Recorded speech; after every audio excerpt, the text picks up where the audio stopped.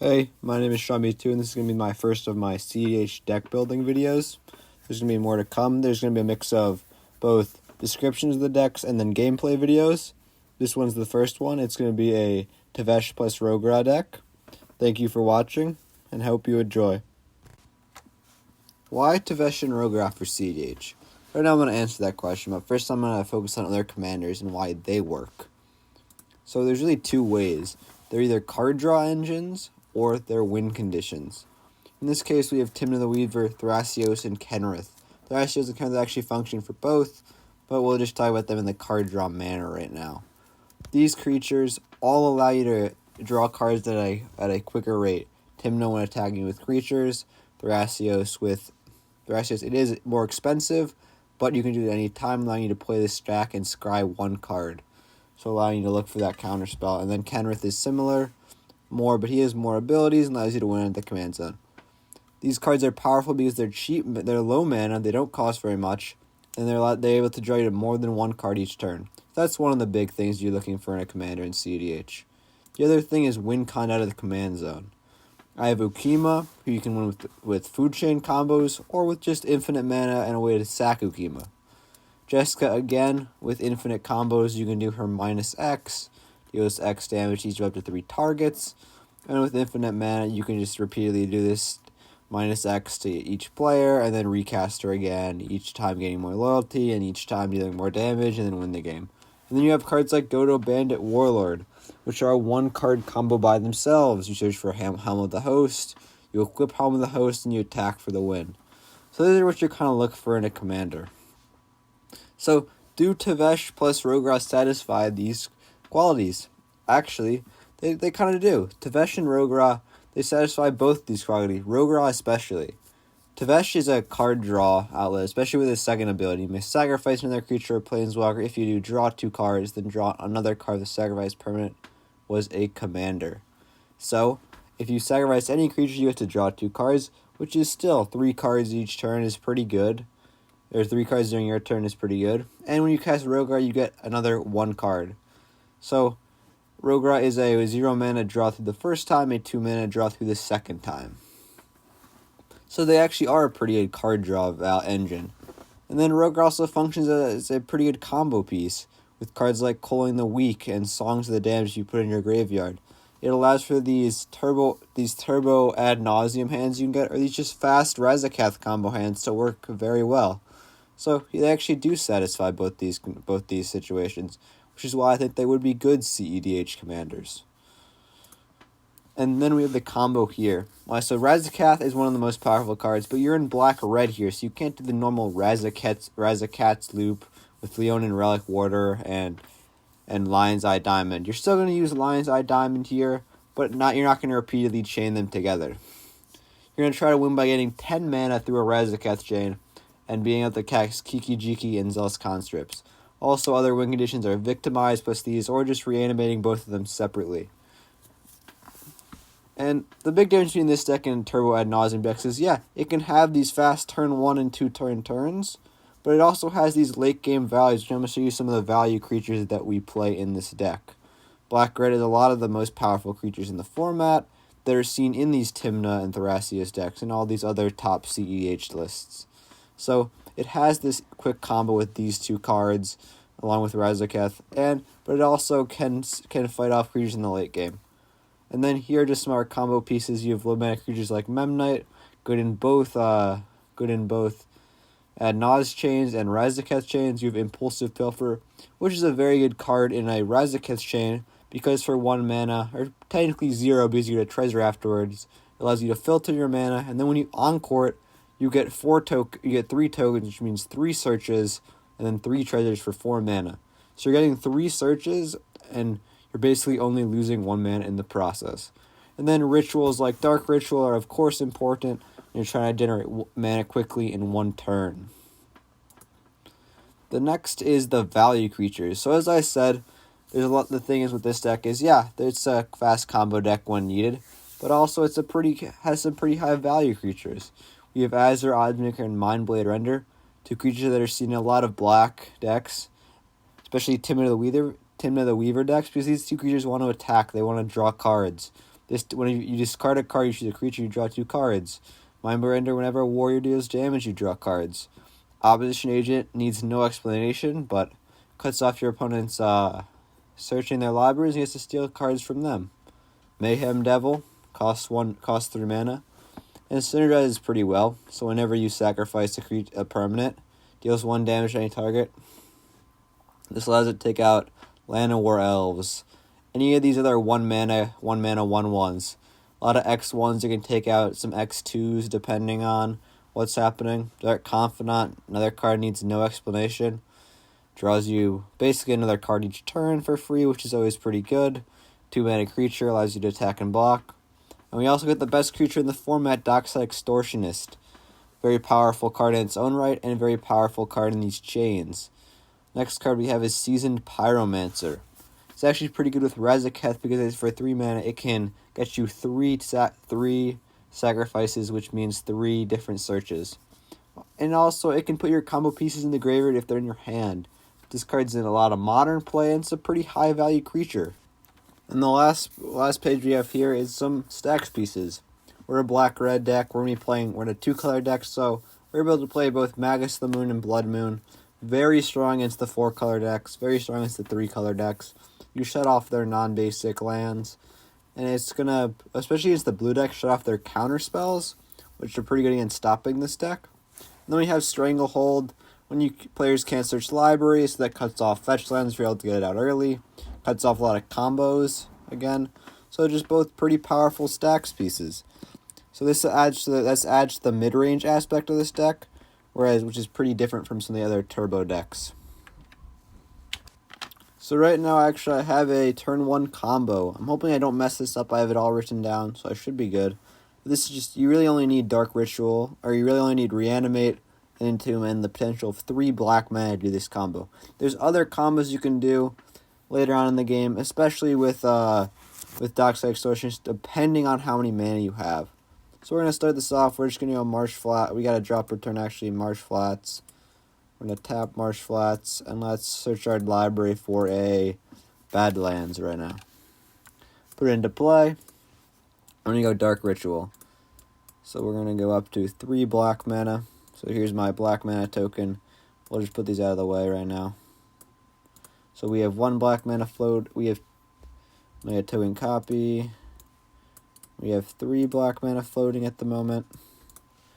And we're going to go, and we're going to go Entomb. We're going to search our library for Rograkh the Foul-Blooded. Put it into our graveyard. We're gonna spend a black mana. And then we're going to cast a Reanimate.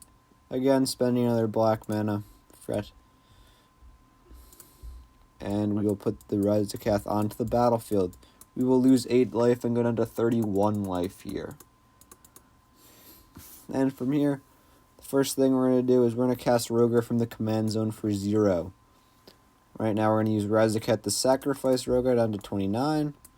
We're going to search our deck for 3 different things with different sacrifice. Memnite, Ornithopter, and then Lion's Eye Diamond. So we're going to take 2 and then we're going to take 2 sacrificing Memnite, then we're going to take 2 more sacrificing Ornithopter. We just want to get these creatures into the graveyard early on, so that when we Lion's Eye Diamond, we can win.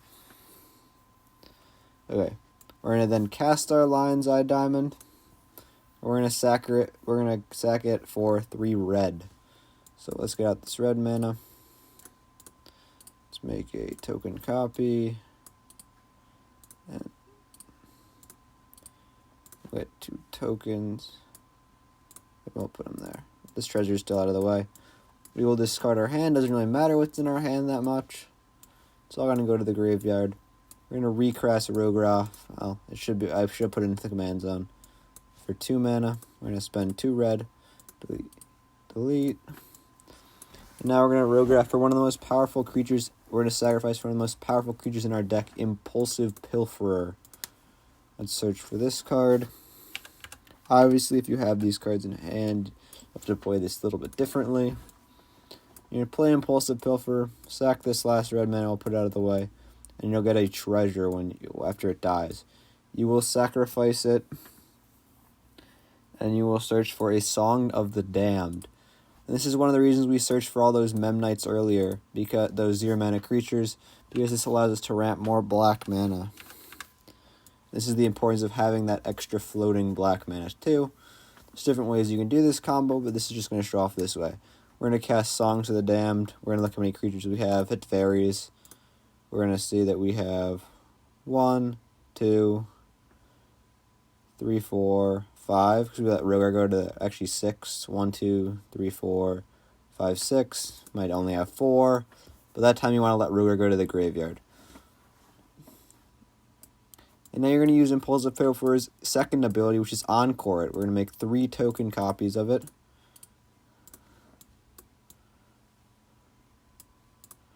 He's going to go into exile, and we have 3 token copies that are ready to be sacrificed for 4 mana. So we went up to 7 black mana, and then we spent 3 of it. So we went down to 4, or we went down to 1 black. We went down to 6 black mana. We spent this treasure is gone, and so we have right now we have 3 black mana floating. Sorry if that got confusing. We spent 1. We got 6 from Song of the Damned. We had that treasure floating. We sacked the treasure and paid 3 more to cast Impulsive Pilfer. So we're going to Impulsive Pilfer once. This is where I just recommend. It depends. Like normally you could just get Yogg's Will immediately here, which is most likely what I'm going to do. We're going to search our decks for Yogg, Moth's Will. You can sack and search depending on how much mana. Like here, I have 3 black mana remaining. Sometimes you might only have 1 or 2, and you have to sack all 3 of them. It all depends on how many creatures are in your graveyard. So we will have Yawgmoth's Will in our hand, which we will cast for these last 3 black mana. And then we'll move these out of the way. So this allows us to do a lot now. So we can recast Lion's Eye Diamond once, up to 3 red mana.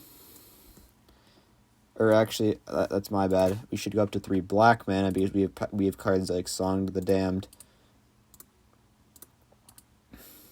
Destroy a token. Because we have cards like Song of the Damned and Dark Ritual in our library. So we're going to delete. We're going to move this to exile. And we're going to add 3 black. Yep, 3 black. We're going to create a token off that sacrifice, which allows us to have red mana. Okay. So now we have 3 black mana. We're going to look through our graveyard. We have a Song of the Damned, which let's cast. We only have 5 creatures this time, so we will go up to 7 mana though.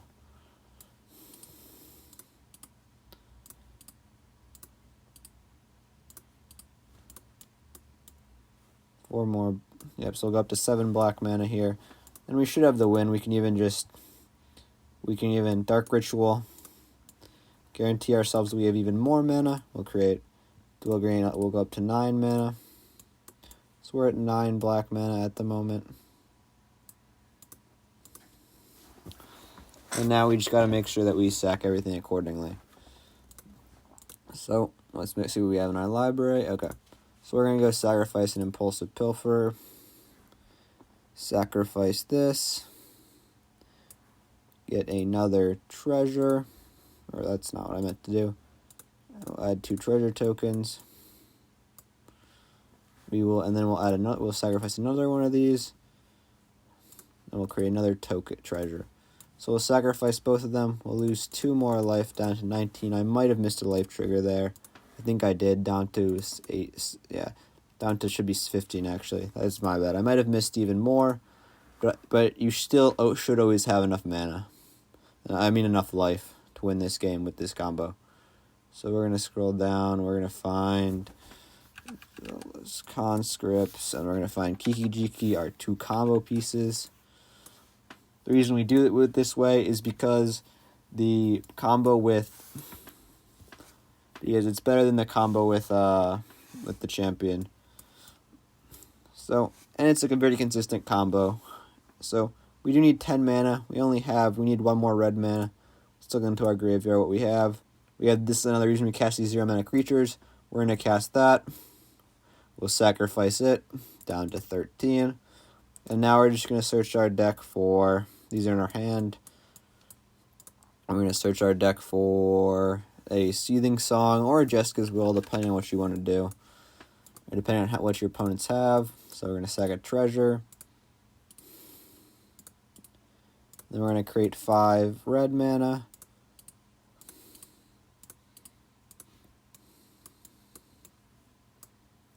And now we should have enough. We have 1 plus, we can just, yep, this is definitely enough mana to cast this for 10. You do have some, if you think your opponent might have something on this deck they've been waiting to play, you can always cast a Rograkh or a Memnite from your graveyard to search for a Pyroblast, a Deflecting Swat. Depends on what you want to play, but both allow you to win. And then we're going to execute the combo of Kiki-Jiki, where this enters the battlefield, gain control of Kiki-Jiki and untap it. Let's see, where's the tap. And then a token enters the battlefield. Token copy gains control and untaps it. Tap, you create another token copy. And you repeat this loop of making a token copy and you attack for the win on a turn 1 combo. So that's the primer on this deck. That's how this deck works. That's why it's good. This is a turn 1 combo with the deck. So it can play fast hands like this. It can play a little bit slower. All depends on what you're doing that game. But thank you guys all for watching. I hope you enjoyed the video. And goodbye.